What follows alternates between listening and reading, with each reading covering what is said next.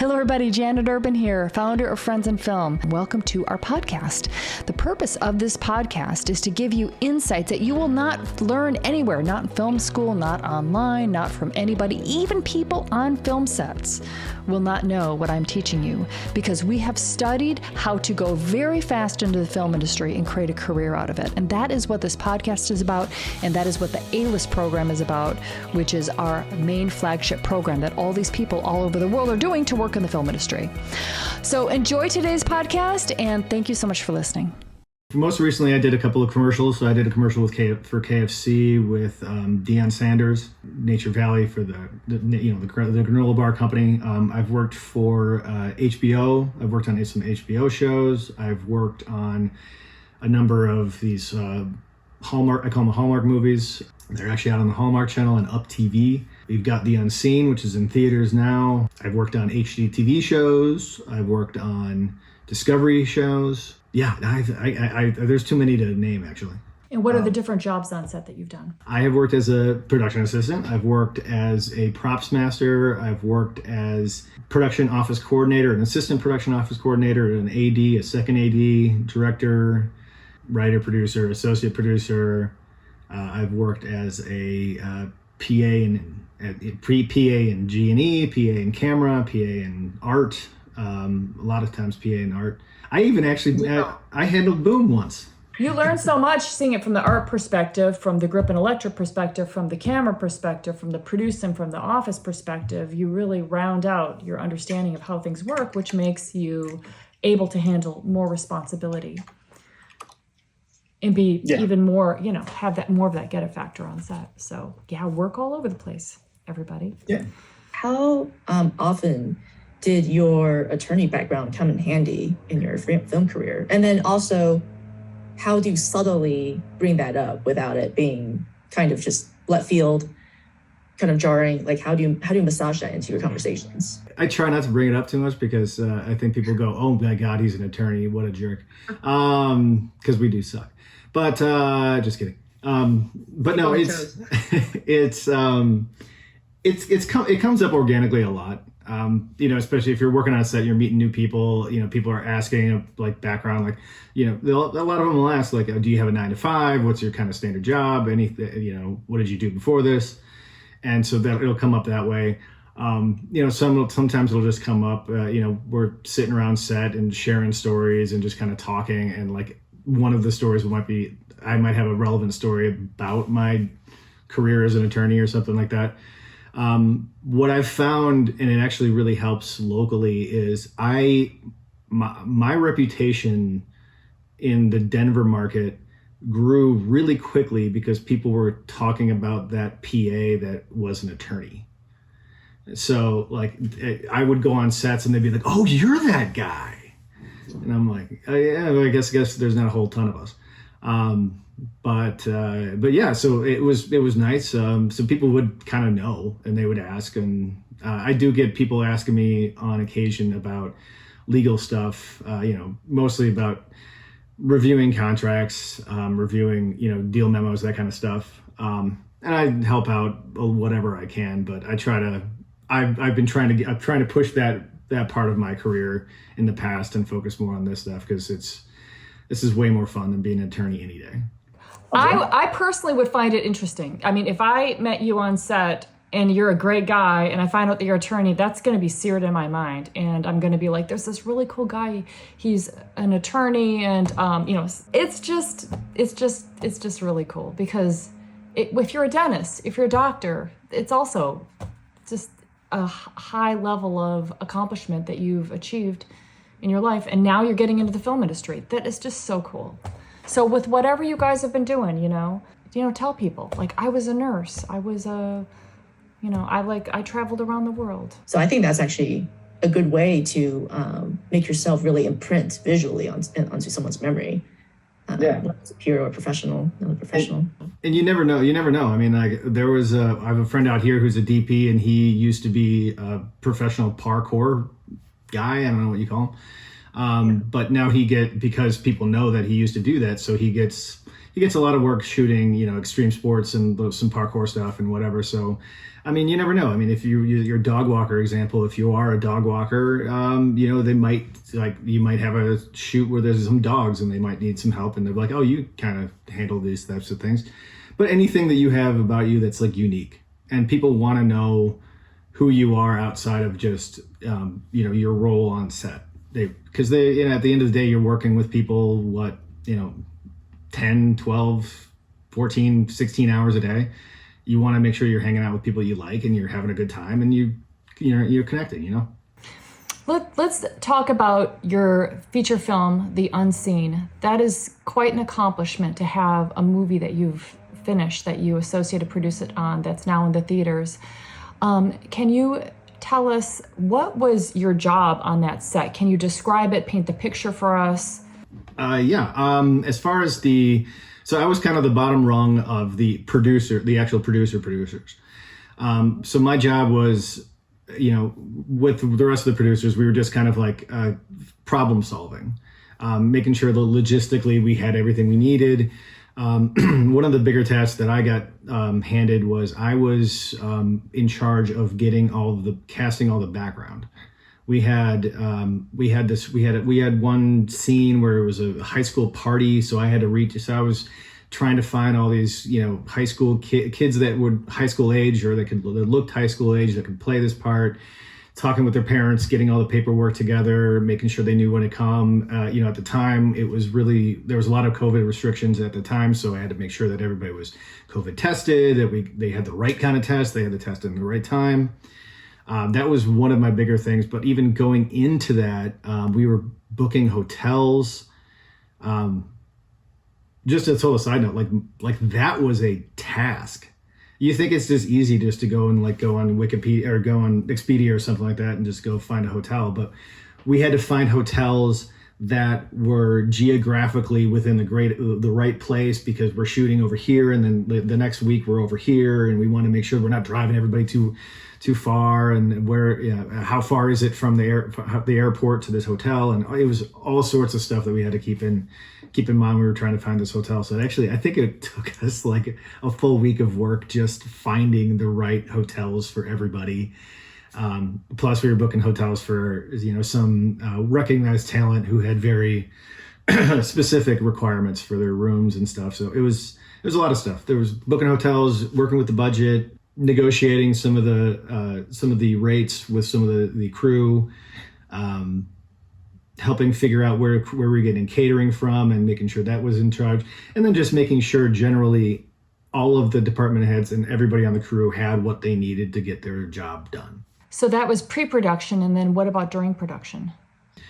During production, again, we were just kind of on set to kind of we were generally there just to have an extra hand. So if something happened, we can deal with it. There were a couple of personality conflicts that went on. So myself and one of the other producers just kind of by default happened to be the mediators. So whenever that stuff happened, we had to kind of step in and make sure that everybody was cool. We can continue to work together.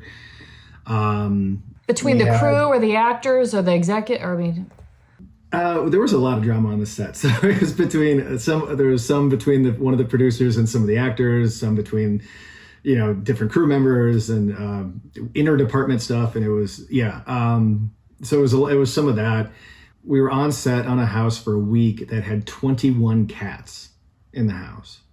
So that also became a big thing, is just wrangling these cats and making sure the cats weren't there. It was a friend of one of the producers donated their house, and the house worked perfectly, but they just happened to have 21 cats, which is crazy. So we had a lot of work, on set during those days doing that. And then they wanted to make sure that they had a producer that was driving the lead talent around. So that was my job. So I would pick up our lead actors, bring them to set, drive them back, make sure they had everything they needed. It was a lot of day-to-day work. It's hard to kind of like narrow it in as a one thing. I looked at it, the producer's job is to make sure that everybody on the crew and everybody on the cast has everything they need to make sure that they can make the project the best way they can. Yeah. Did you jump in and take certain tasks, or did you guys have meetings and decide what everybody was going to do?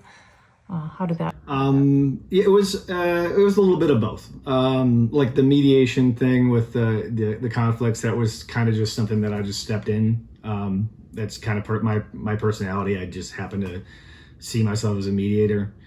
Like the stuff with hiring the background actors, that was something that the producers, we had a meeting and kind of divvied out roles. Same thing with the picking up talent and dropping talent off. And then because I was also dealing directly with the talent, they also put me sort of in charge of overseeing and making sure that the talent got their meals properly, because there's some dietary restrictions. So yeah, a lot of it was a little bit of mixed both of things that I had volunteered for and then things that were directly assigned to me. Were there multiple associate producers on this? There was one other associate producer, and her job was, for most part, she just kind of followed around the the executive producer and the writer and director, and just kind of helped them. She was their sort of like right-hand man. And what else was gained from working on this? I'm really familiar with paperwork now, with a lot of the paperwork. It was a SAG feature, so I was really familiar with dealing with like the Exhibit Gs and the paperwork and contracts.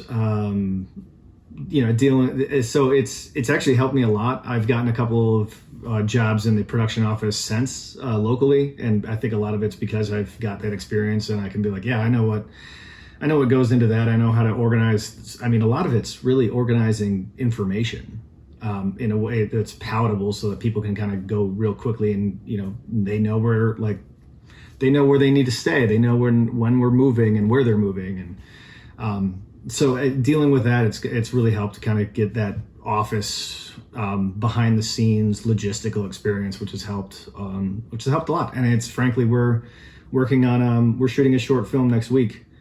And I'm, just because I've handled that, it's making it so much easier than like the first time I tried to do this. And tell us about this short. What are you doing on that? I'm writing, directing, and producing this thing. It's a proof of concept. We're using it to try to raise money for a feature that I would like to produce and shoot next year. So we're shooting this out, and then we're going to try to put it together with some marketing material and some packages and pitch it at the American film market this year, and try to see if we can get some financing and make this thing. The budget for the short is $1,400. We don't have very much, but we're trying to raise the budget for the feature right now is $5 million. I think is what our last is, and that's based on comps. So we've got one of my producers is a line producer, and she's been working on actually getting the actual number. Awesome. And you've got all professionals working on this short with you, that people that you've met in Denver working on sets, right? PA, sound, my DP, gaffer, they're all good friends of mine. They're helping me out a lot of this it's a very low budget, but they're helping me out because we get along. I work with them, I help them on their stuff, and they really like the script, and they really want to be part of the feature when we get the funding for it. So it's kind of like let's all help together make this so that we can make the big thing. Yeah. So this is. Can I ask how you pitched it to everyone? Like how you got this team to really be on the same page from the short to the feature idea? A lot of the people that are on the crew have been talking to me and calling me incessantly about trying to work together on something. So I just said, oh, well, this is what we're doing. And they're like, great. Yeah, I'll hop on. This is fantastic. Other people, it was really easy, actually. Because like I said, these are relationships that I built. I worked with our DP on 4 other projects in various capacities. Our gaffer, he was a PA on the first thing I worked on when we moved out here in Denver. So I've worked with him like all the time. Our AD, same situation, like we worked a ton. And both of my co-producers were friends of mine that we just kind of helped. One of them helped me develop the concept. The other one, I've just worked with her a bunch, and she was excited to do something with me, and she said she wants to see how I direct. So I was like, well, let me show you. But it's a concept that I talk about where it's these shoots, the bread and butter shoots, the commercials, the TV shows, the Netflix stuff. That's the mothership. And then from there, we form these friendships that all of a sudden it's like, oh my gosh, I got all these friends that I want to do more projects with. And then everybody's got different projects that they're doing. But not everybody does projects. Certain people are writers and directors and DPs, and through conversations on set, you find out who those people are, and then you can work on their projects. And then they'll want to work on your projects, exactly what he was saying. Yeah, the DP I met, he and I worked together on a really low budget web series pilot thing. So he and I just got along, and we worked together on a few other things that our gaffer, the one that was a PA on the first thing that I worked on out here, that was a really small independent feature film. But, we just got along. We worked together on that. I worked with our executive producer was on a couple of these little Hallmark style movies that I worked on. But, you just kind of, you have fun, you meet people, you connect, I tell jokes. Some people don't tell jokes. Some people do their own thing, but you get to know people outside of who they are, outside of what they're doing on set, and that's how you build the relationship. And then people if they like you, they like to work with you. Is there a way you can language why people hire you? I know it's a very general question, but this is something that I want to talk about in language and have moments of understanding for the audience here, to ponder this, to have it in their back of their mind when you're on these sets, because there are some people that work all the time and there are some people that just can't get a job. So, why do people hire you? What are the characteristics? What are the ways that you approach? How do you plan? What is the reason why you're in demand? A couple of reasons. I think number one, I'm really enthusiastic about this stuff. I got into this because I wanted to be in the movie industry since I was 5. So any job that they have me do on set is great. I think it's fantastic. And I also have a unique, experience because of the fact that I've worked as an attorney, so I can look at it comparatively and be like, even if I'm cleaning up a honey wagon, it's still better than the best day as a lawyer. So I'm really enthusiastic about what we're doing. Any project, I want to know what the story is. I want to know, where this came up. I like just getting involved in what the actual project is. And I think people, especially the creatives that are involved in this, they're excited about it too. And they like to see other people get excited about the project. I'm professional. When I'm on set, I make sure that I'm doing what needs to get done and making sure everything, and I'm doing my job and I'm not slacking off or goofing around, unless it's appropriate. But yeah, my primary focus is doing what needs to get done and helping the shoot go. But I had a sort of an epiphany when we were on set. I try to look at it like, it's not, my job isn't just narrow to doing XYZ. If I'm a script supervisor, my job is not just when I'm on set, I'm not just supposed to be focusing only on the script. Everybody on set, their job is to make sure that we make the best content possible, whatever it is. If it's a commercial, if it's a web series, if it's a TV show, whatever it is, but to make the best thing possible. So if you see something and and that might be a problem, let people know. Sometimes even as script supervisor, I'll step out of that role a little bit. Again, assuming it's appropriate. Sometimes I ask the director, hey, I have an idea. Can I run this by you? And most of them are, actually, I've never had a director say no. Chat a little bit. Sometimes you see something, a safety thing, pointed out to the AD, kind of stuff like that. But you're there to make sure, everybody's there to make sure that everything, that the shoot, whatever the content is completed and is completed well. Not just what your narrow focus is. You just happen to be in charge of that. I know, we talk about the get it factor. I want to know specifically what the get it factor means to you personally, but also how do you overcome challenges on set? How do you overcome, not knowing a skill and having to learn on the spot? And how do you, create, when everyone's under stress and things have to get done, how do you keep that rapport going, this good kind of vibe and this teamwork when everyone's high tension, high stress, everyone's trying to figure their thing out. How do you keep a really good energy on set so that, it seems that people really like this energy and this optimism and this can-do attitude that you bring to the set. So how do you keep that going? How do you keep the endurance of that energy? Caffeine is a lot. Does a lot of it. That is the answer. Yeah, no. I mean, it's important to get a good night's sleep and make sure you're focused and you have what you need. But yeah, I mean, there's times on shoots where there's so much going on and so much, you're juggling so many things and people get stressed out. But I keep it focused on the task, and if something's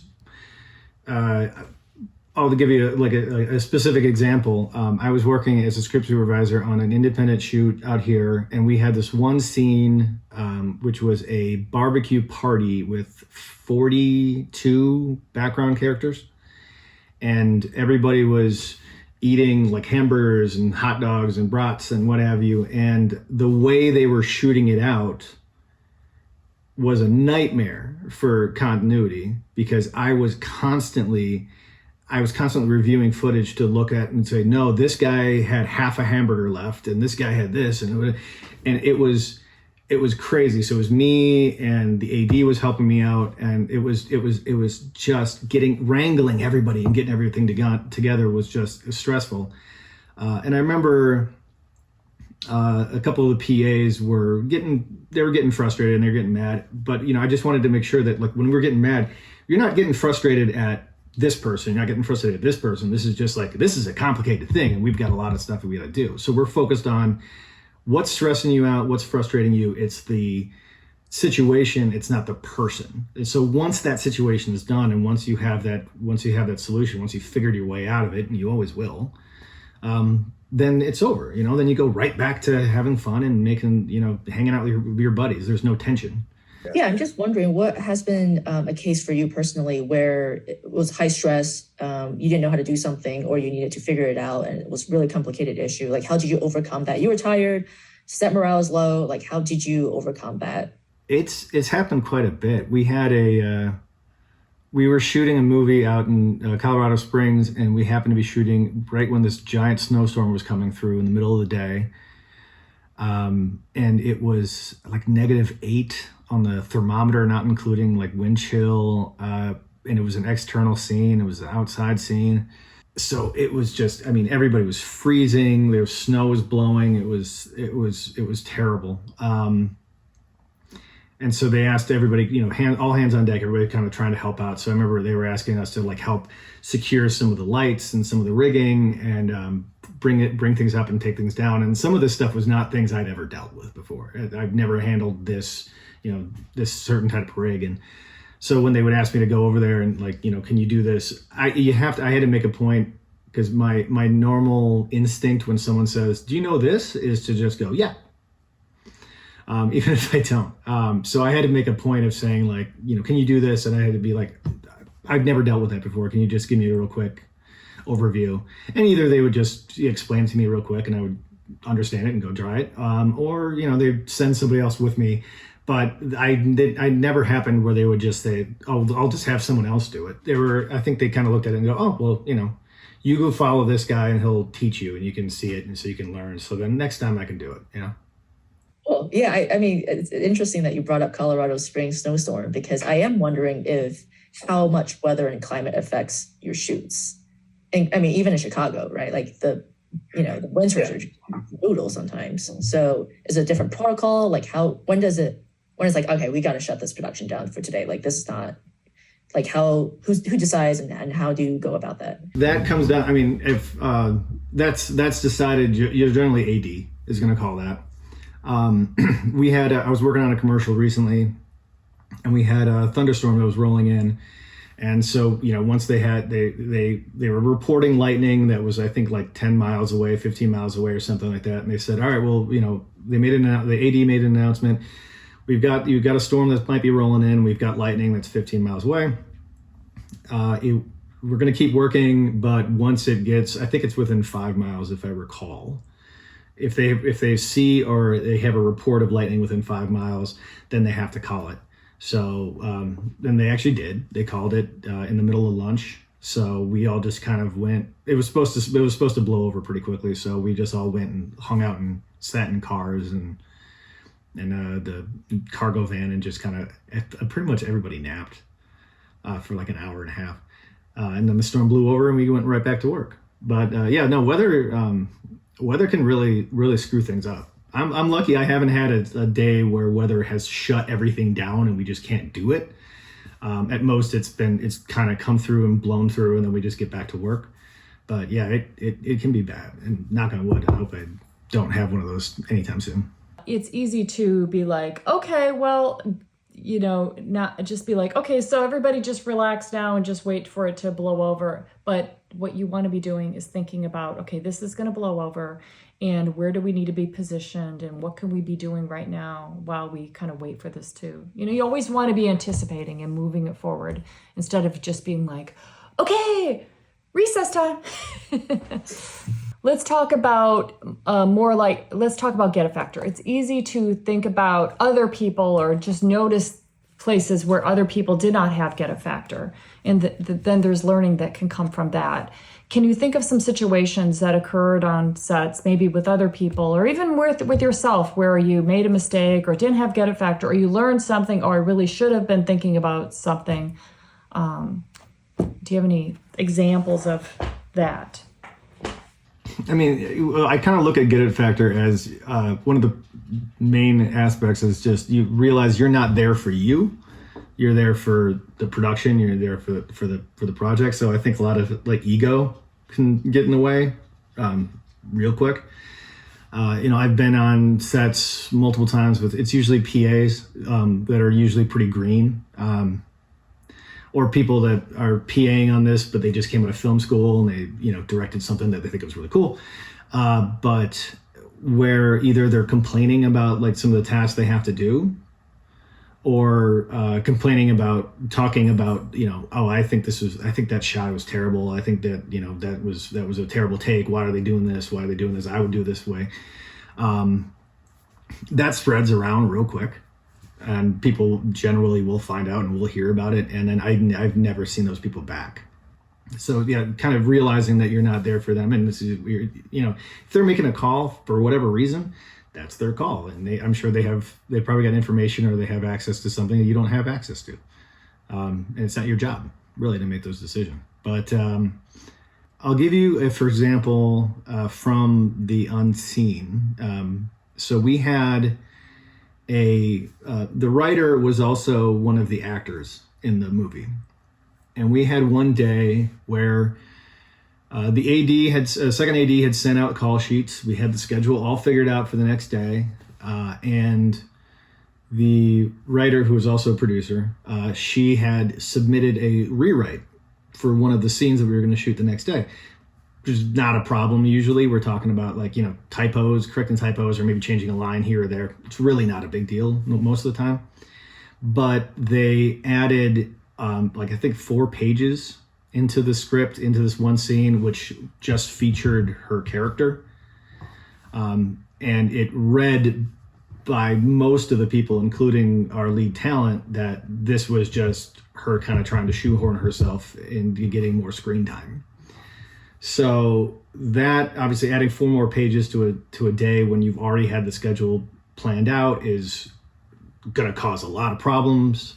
So we had a late night meeting with all of the producers, the writer, actor, person who submitted the rewrite, and our lead talent and the director, just kind of figuring out how best to do with this, because she was our top producer, so she kind of does have the authority to make that call on adding something. But then my job was just to continually email and keep in contact with all the crew and just let them know what was going on, because they've got, they went home for the day and they've got a call early in the morning. They got to know if that's going to change. They got to know if they need to do something else. They need to prep for some other scene or some other lighting rig or whatever it is, But yeah, that took like 3 hours to figure that one out. That was a fun day. These kind of situations happen on set because somebody has an idea, they're in a position of power, the discussions start, and then everybody needs to figure it out. So you give them the space to figure it out. It will get figured out. So you support it. But what you said was so good, because you never want to, it's easy to be like, I don't see why we're doing this, or it's easy to have like give your own assessment of something and it kind of have it be sort of a negative assessment. It's just so easy. People do it, but you don't want to do it. You always want to stay positive, because you don't know, like you said, all of the moving parts there, and the people that need to have the conversation with this particular person on the fourth, they will have it, and it'll get sorted out. And you want to be supportive and like, okay, well, they're figuring that out. And if there's anything that they need from me, I'm ready to jump in, whatever is needed. Always say yes, and always have a positive viewpoint, vision for everybody. Always see the best in people.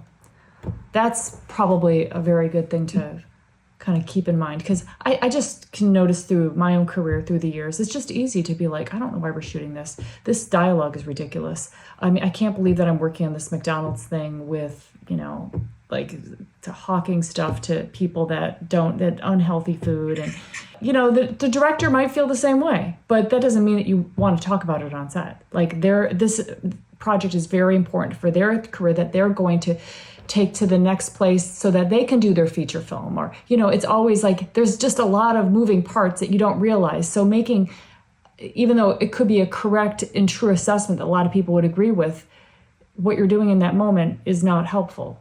It's not moving things forward. I actually have a question for both Adam and Janet in terms of the protocol to addressing a concern, especially if it is within your responsibilities, and to not cause offense. Like, do you have language that you use? Do you have certain words that you use? I mean, obviously, Janet, I know she has her repertoire of words as a sound mixer, of asking the right questions, and not knowing when to not ask questions, like she just said. But what about you, Adam? Do you have like a certain list in your mind that you go through to reflect on, hey, is this within, is this my responsibility? Is this something that I should not ask? Is this something that I can ask but in a different way? Like, how do you go about making sure that, again, everything is positive? I mean, I think generally if it's about how they're doing something, if I have a thought about how they're doing something, or if I disagree with, something kind of like creatively, and I have no creative input in the thing, that's something that I just kind of say, well, that's not my role. That's kind of hands off. Because you also have to remember, again, and I learned it firsthand being an associate producer on this, is there are so many different factors that you might not be privy to that go into why they're doing it this way. It could be an insurance issue. It could be permitting issue. It could be an issue with some of the contract language with whatever performer it is. You don't necessarily know. So just because you think, oh, there's a better way to do this gag, it doesn't mean they haven't thought of it. It just means they're doing it that way for a reason. So just you don't want to get involved in some long discussion of why they're doing this. They made that decision. There's a lot of fast moving parts. Just let them do their thing. I mean, obviously, if it's something that makes you feel unsafe or uncomfortable, I mean, that's always something that you can speak up on. And it's usually just something easy like, hey, listen, I'm uncomfortable with this, or I don't feel safe, and that will always get addressed. And they always handle that very well, in my experience. But what kind of situations would make you feel unsafe? We, a lot of stuff. Guns on set is a big issue, especially now. So I was working on an independent shoot, and we were working on a scene for the day. It was an independent film. We were working on a scene for the day that had gun gags. We were told ahead of time, this is how we're going to do this. They're all fake. We're going to add in sound effects and some of the muzzle flashes in post, so everything will be fine. And then when we showed up on set for the day, we find out that no, they're actually real guns, but they're not going to be loaded. And then that changed within a couple hours to real guns, and they're going to be loaded with blanks. And then that changed later on. I guess there was another call on the fly that they wanted one of the talent to fire an AR-15 with live ammo. And so there was a big, there was a lot of pushback from the crew on that one. A lot of people who just felt unsafe. So they ended up shooting it with a skeleton crew and basically saying anybody who doesn't feel safe, just go back to base camp until we're done shooting this bit. But they actually did have a couple people walk after that day who decided not to come back. And that was a tough call.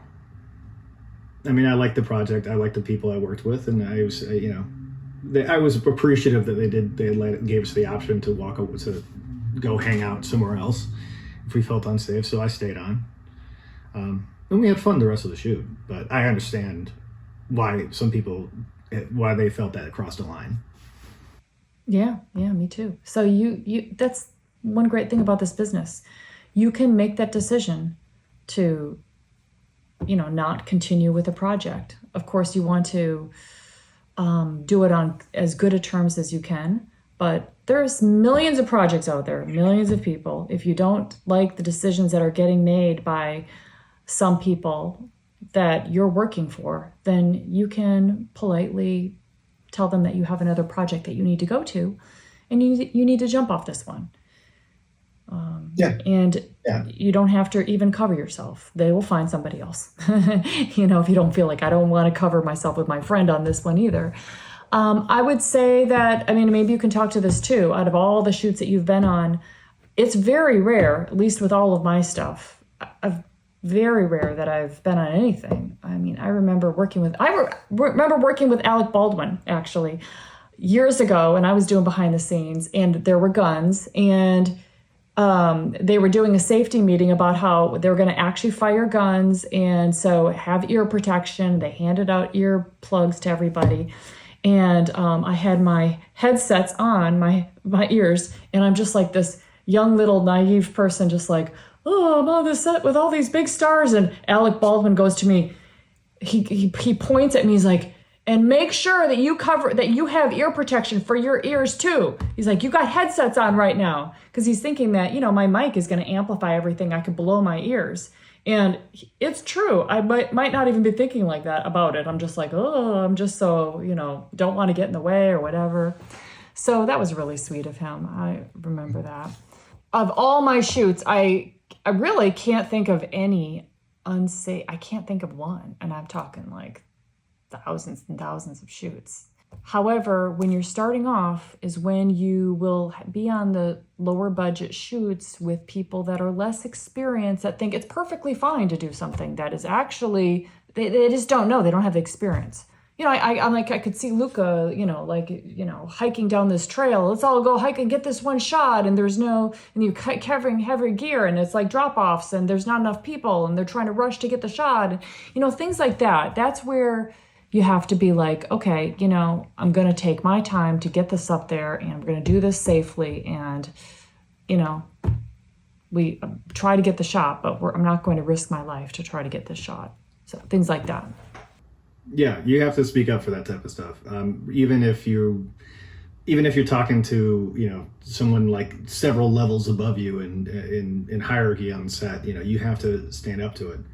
I was a PA on a real little reality show that was traveling through, and I was unloading the grip truck, and the head producer and showrunner was in an RV that was parked about 10 feet behind me, and I was behind it, so it was facing the other way.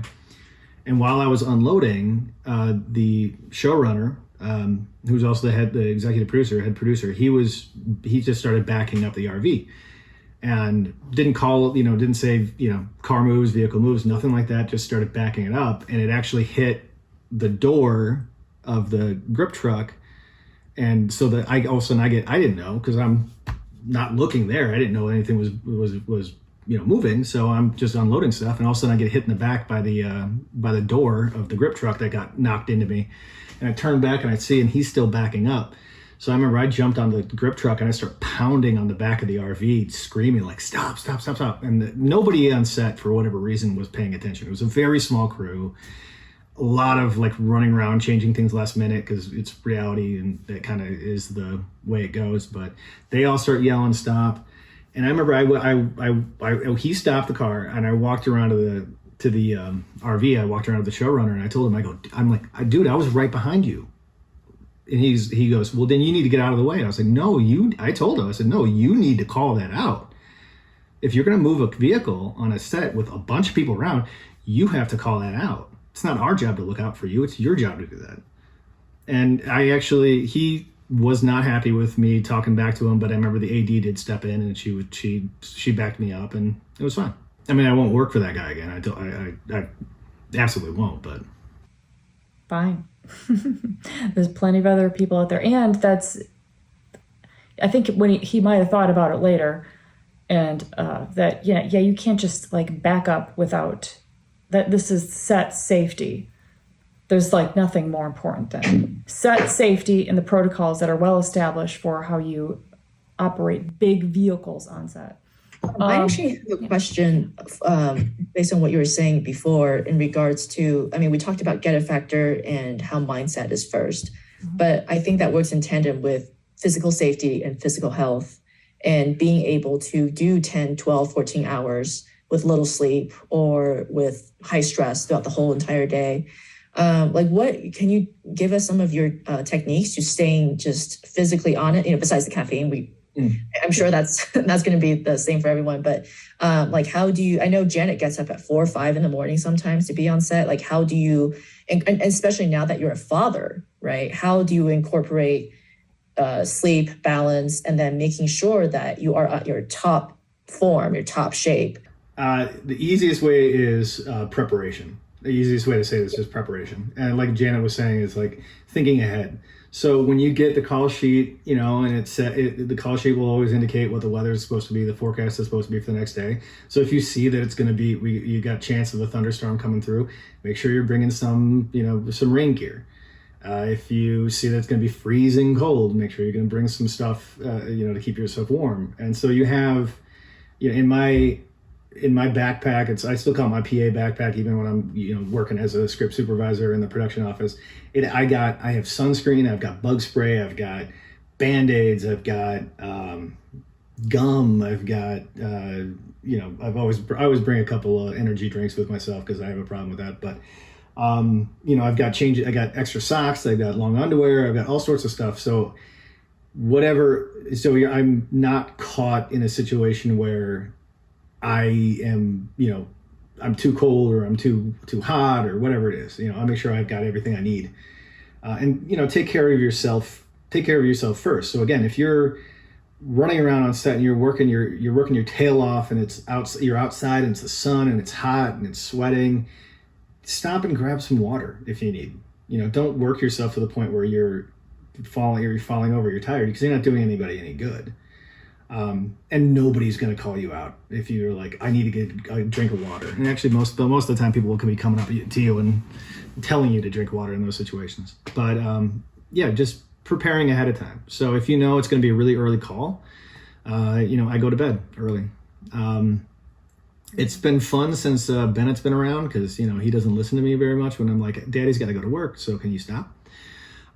So I have had a few times where I've gone to set on like 3 hours of sleep, and this doesn't apply to everybody, but having a baby is a great excuse. So I'll go to set, and when lunch break or whatever comes around, I'm like, I'm gonna go nap in work. I'm gonna go find a corner and just nap for lunch, if that's fine. Everybody's like, yeah, he's got a 3-month-old. It's fine. It's totally good. you just have to prepare best you can. Things happen. But give yourself enough time to, I always try to plan on being on set at least a half an hour early. Give yourself time to get there. And so you're not rushing, because that's when you forget things. Make sure you wake up early enough, go to bed early enough, bring whatever gear you need. And that's a good way to keep yourself from getting, frustrated and angry and losing it. I will say that there's a pace on set, 10, 12-hour days, that's a long day, but there's a pace where, you're doing a push, setting it up, and then we're shooting. And then there's the time that, depending on your job, you're relaxing a little bit at that time, getting the water, going to craft service, getting something, going to the bathroom, and then you're setting up again. And now they might do a company move, and now everybody is, doing that. But it's not like everybody's rushing around like their head's cut off. It's like, you don't ever want it to be like that. Like you're pacing yourself, you're thinking ahead, and people are enjoying their jobs. It's like, I love this discussion here, because this is like the glamorous film industry is a lot of hard work, and it's physical work.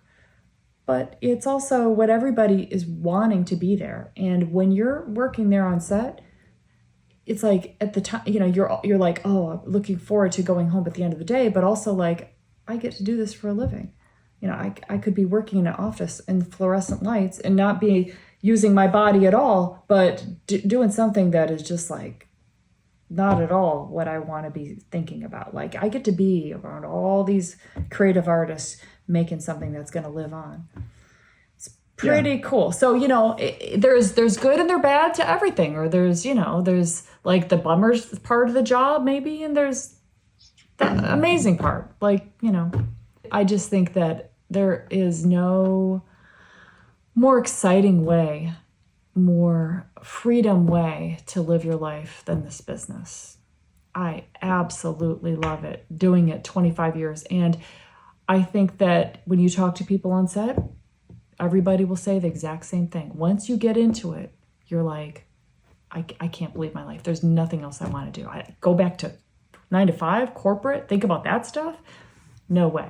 Yeah, it's fun. I mean, if I have periods of time where I'm not on set for a while, I miss it. Like it's a 12-hour day, sometimes 14-hour days, but they fly by.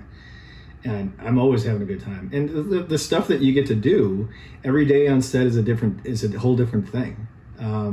You're dealing with, you could be in a different area, traveling. I've got a friend of mine who just got hired on a gig, and he's out in Egypt for a month. You get to do stuff that you would never get to do if you were, a lawyer or whatever. You get less hours on those things, but I mean, man, this is fun. Really good times. And you meet cool people, and everybody jokes around, and everybody has fun stories. And so it's not like you're rushing around and everybody's angry and frustrated and tired. Like, everybody's having a good time for the most part. And they'll joke and you'll have fun, and that's how you get to know people, and that's how you make those relationships. And it's fun. It's just kind of crazy that at the end of those days I come back and someone gives me money for doing that. And I like to bring it up because I remember when I was starting, you have these impressions of what the industry's like, and then when you hear in anything bad that you hear, you're like, oh no, and then you're a little bit worried about it. Should I be doing this? And so I want to give you a realistic viewpoint. That's why we're talking about it. Is like, this is a good thing to do. You will love this business. You will know if you can do background and see what it's like. If you're like, okay, I'd love to this is what I would love to do. So I just wanted to let everybody know. Our main objective here was just to have the little burst of understanding of what this business is like and what gets people calling you for work. And you said it so beautifully, Adam. And thank you so much, Hemu, for asking Thank you. Great. And I just have one small question. Just, do you work now only on union, mostly union? Because I know you joined the IATSE chapter for script supervising. What What? Yeah, I'm actually on the registry, so I'm not actually a member of their local one. But since I have, and because Colorado's their chapter is very small, it's a small market. So the way it works is, just for anybody who doesn't know, if a union shoot is coming into the state, they first have to hire union people. So they have to go into the union register and they have to go through for every position they have to hire a union. Now, I'm fortunate enough to be a script supervisor in the state where I think there are only 3 script supervisors that are in the union in Colorado. So if they go through and they reach out to all 3 of those script supervisors and for whatever reason they can't do it, they're booked on something else or out of town or whatever it is, then they have to get permission from the union. But the union will say, okay, fine, you can go and you can hire a non-union person, but they have a registry of people that they recommend, and now I'm on it. So I've actually been getting a lot of calls. And the nice thing about it is because now I'll be working on union sets, so I'll be getting union rates. I'll get all the nice benefits that you sometimes don't get when you're working on little independent things that are non-union. So yeah, it's nice, and it's really fun. I only started working on union shoots fairly recently, and it's really kind of cool to see how much more efficiently it works. The sets move on that versus some of the independent stuff. Yeah. I want to mention that Adam has now made around $90,000, almost $100,000 in the film industry. So when I say our program's $5K and you can make $100K, here's an example of it right here. Okay, so thank you so much. What a wonderful conversation. Thanks everybody for coming today and being involved in this conversation. And yeah, I think we're going to end the call. So thanks so much. Thank you so much, Adam. Thank you, Hanlu. And thank you, everybody. All right. Talk to you guys later. Have a great day. Have a great week, everybody. Bye. Bye-bye. Thanks so much for listening. And if you want to take your career to the next level in the film industry, go to friendsinfilm.com/join. That's friendsinfilm.com/join. You can sign up for our mini course, learn about the A-list model, and then you can take it all the way and do the A-list program. So that's friendsinfilm.com/join. Thanks so much for listening. Have a great day, everybody.